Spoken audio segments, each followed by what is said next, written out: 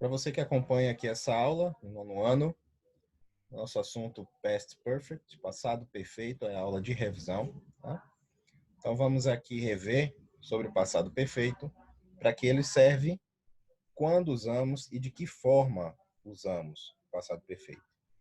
Então, o passado perfeito, como já diz, é um tempo para expressar ações passadas que aconteceram antes de outra ação, que também ocorreu no passado. Tá? Por exemplo, quando a gente vai fazer uma ocorrência de algo, quando a gente vai fazer um relato sobre alguma coisa, sobre alguém, então a gente utiliza passado perfeito. É comum, em qualquer tempo verbal, a gente tem, para alguns tempos verbais, a gente utiliza determinados advérbios para indicar a frequência. Mas aqui, no passado perfeito, a gente utiliza para mostrar, por exemplo, o período que aconteceu. Então, período que aconteceu algo, como a gente indica? Advérbios de tempo. Nós temos aqui os mais utilizados nessa lista: quando, há pouco, já, no momento, alguma vez, ou já também, nunca, antes e depois. Esses são os mais comuns dos advérbios usados no passado perfeito.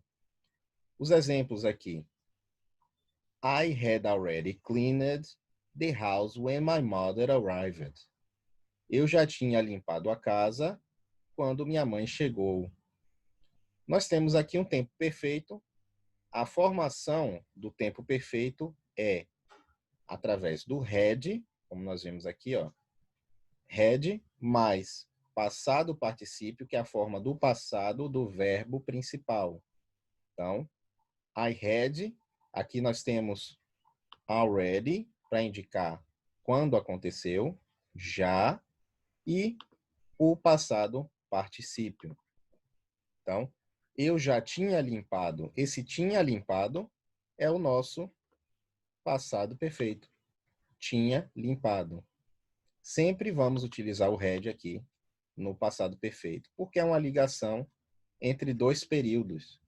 Tá? Nós temos aqui duas ações, geralmente, e uma aconteceu em um período, outra aconteceu no período próximo. As duas já aconteceram.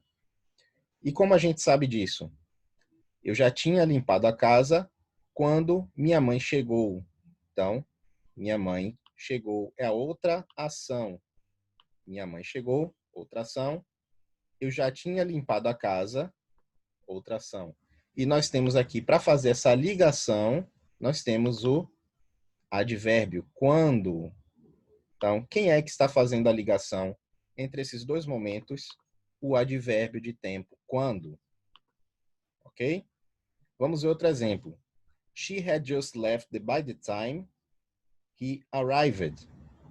Ela tinha acabado de sair quando ele chegou. Normalmente, a gente vê essa estrutura aqui de novo, assim como a gente sempre vai ver no passado perfeito. Tinha acabado e a outra ação, ele chegou. Então, são duas ações e nós temos o advérbio de tempo para fazer a ligação, que é o quando. Mas cadê o quando aqui? Onde está o quando? By the time. Esse by the time, a gente pode também ver como quando. She had just left by the time he arrived. Então, é como se fosse ao mesmo tempo. Tá? They did not come with us because they have visited this museum before. Eles não vieram conosco porque tinham visitado esse museu antes. Vamos olhar aqui no português para facilitar. Eles não vieram conosco, tá? Tinham visitado esse museu antes. Aqui nós temos uma explicação, fazendo aqui a complementação através dessa explicação com o porquê, mas a gente tem duas ações. Eles não vieram conosco e tinham visitado esse museu. São as duas ações. Porém, quando é que eu vejo aqui a expressão que vai dizer o período que aconteceu isso, aqui no antes. Então, antes de acontecer isso, aconteceu isso. É assim que é formado o passado perfeito. He asked me if I had ever been to Germany. Ele me perguntou se eu já tinha estado na Alemanha. De novo, temos aqui, ele me perguntou e já tinha estado na Alemanha. É o outro período aqui de passado perfeito. Tá? Então, como vemos aqui, tem uma formação, passado perfeito tem uma estrutura, assim como outros tempos verbais também tem. É formado pelo verbo auxiliar to have, conjugado no passado, que é o had, mais o passado particípio do verbo principal. Tá? Todos os verbos regulares, eles seguem um modelo de conjugação. Assim, no passado particípio, as flexões sempre são formadas pelo acréscimo das terminações de, ed ou ied. Já nos verbos irregulares, não seguem modelo ou regra de conjugação. Então, existe uma tabela de verbos, geralmente, onde mostra de que forma é conjugado. Verbos regulares, como já diz, regular segue uma regra. Irregular não segue uma regra, não segue um modelo. Então, quais são esses verbos regulares? To dance, nós colocamos aqui o D, danced. Play, a gente acrescenta o ED, played. Study, a gente acrescenta o IED. No caso aqui, terminação em E, a gente tem consoante, vogal, a gente acrescenta o D. Aqui no caso do play, nós temos uma vogal com o Y. Então, mantém a forma play e acrescenta o ED, porque vogal mais Y. Quando é consoante mais Y, a gente vai precisar transformar esse Y em uma vogal. Qual é a vogal que tem o som do Y, o I? Então, IED. É assim que funciona a forma regular. Já no caso dos irregulares, a gente tem formas diferentes. Cada um deles possui a sua forma diferente. Então, o verbo to go, por exemplo, ele não segue uma regra, ele é irregular. O passado particípio dele é gone.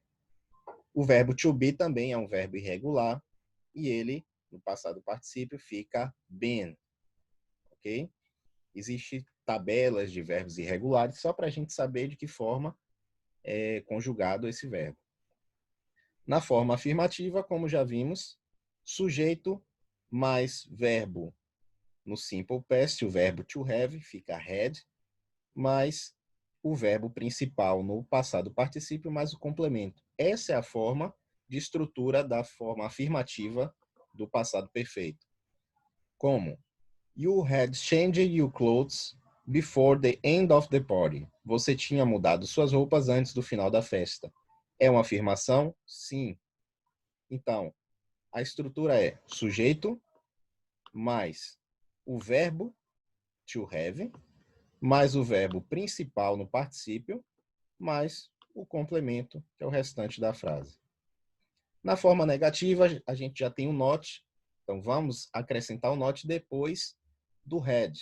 Então, sujeito mais verbo had aqui, mais o not, mais o verbo principal, mais o complemento. You had not changed your clothes before the end of the party. Você não tinha mudado suas roupas antes do final da festa. O not vai entrar aqui entre o auxiliar e o verbo principal. Bom? Também pode ser escrito na forma contraída, eu junto aqui os dois, e fica hadn't changed. Como aqui, you hadn't changed your clothes, tá bom? Já na forma interrogativa, a gente vai mudar aqui a estrutura um pouco. Então, como é que vai ficar? Nós temos o had, vai ser o primeiro aqui, o had, mais o sujeito, mais o verbo principal no passado particípio, mais o complemento. Então, o primeiro de tudo na interrogativa vai ser vir o auxiliar aqui na frente. É sempre assim. Had you changed your clothes before the end of the party? você tinha mudado suas roupas antes do fim da festa. Então, eu tenho had, que é o auxiliar, e depois eu tenho o sujeito, o verbo principal e o complemento. Tá bom?